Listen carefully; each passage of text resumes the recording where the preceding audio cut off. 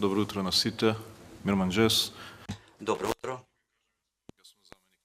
Можам да потврдам само тоа што го кажам, меѓутоа да се осврнам малку во делот на евроинтеграциите. Прво благодарам за можноста да се обратам денеска и да ги пофалам организаторите за навистина навремено создавање на платформа за ваква дебата во пресред на клучни чекори на Република Македонија на патот на Европската Унија. Уште на почеток морам да кажам дека членството во Европската Унија е процес, не е еден акт, процес кој што е долгорочен, долготраен, но не и бескраен, и процес кој што не е врзан со една влада, со една политичка гарнитура или една политичка партија, туку определбите, роковите кои што се превземаат во тој диалог и разговор со Европската Унија се определби на граѓаните на Република Македонија и ние сме обврзани да ги почитуваме, независно кој ја има довербата во моментот, и тоа е ситуација на штафета во кој што секој ја превзема одговорноста и продолжува во имплементирањето на роковите. Бидејќи двата основни принципи за членство во Европската Унија е стратешката политичка ориентираност и се разбира безрезервната посветеност во остварување на тие определби на граѓаните. Вториот момент, односно принцип е дека членството во Европската Унија не е технички процес на штиклирање на некакви мерки и критериуми, туку тоа е процес на трансформација на општеството во духот на вредностите што ги има семејството на Европската Унија. Република Македонија е долго време во овој процес, можеби најдолго од земите во регионот. Уште во 2001 го имам кажано во неколку наврати, ја има подпишано спогодбата за стабилизација и асоциација неколку месеци пред Хрватска. Кандидатски статус добиен од 2005 година, кога Србија и Црна Гора не постоеле како држави. Од 2009 секоја година 9 консекутивни позитивни препораки за започнување на преговори, се разбира со две условени во 2015 и 2016 година.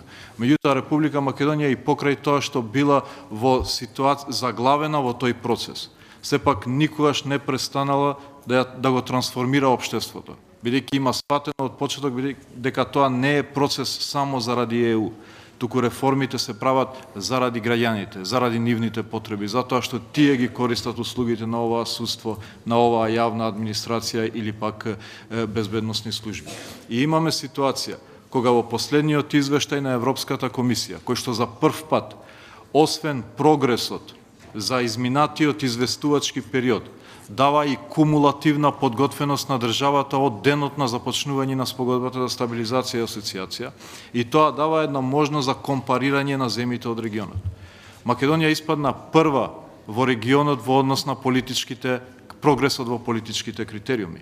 Македонија е прва во регионот во однос на вкупната кумулативна подготвеност во делот на економските критериуми. И Македонија го дели првото место со Црна Гора во делот на транспонирање на законодавството, иако Црна Гора веќе има отворено 30 поглавја, затворено 2 поглавја.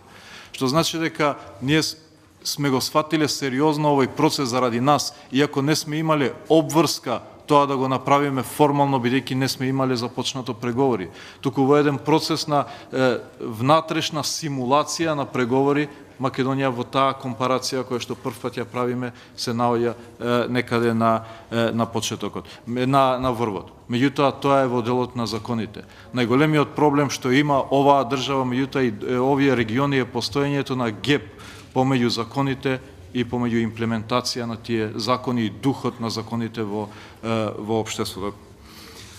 Фактот што со само 9 месеци план, предвиден во планот 369, успеавме да имаме најпозитивен извештај на Европската комисија, кој што беше забележан и во стратегијата за проширување, и во самиот извештај. Покажува дека оваа земја има потенцијал, има енергија која што е фрагментирана во општеството и која што треба само да се консолидира и правилно насочи. И мислам дека тоа го направивме со планот 369.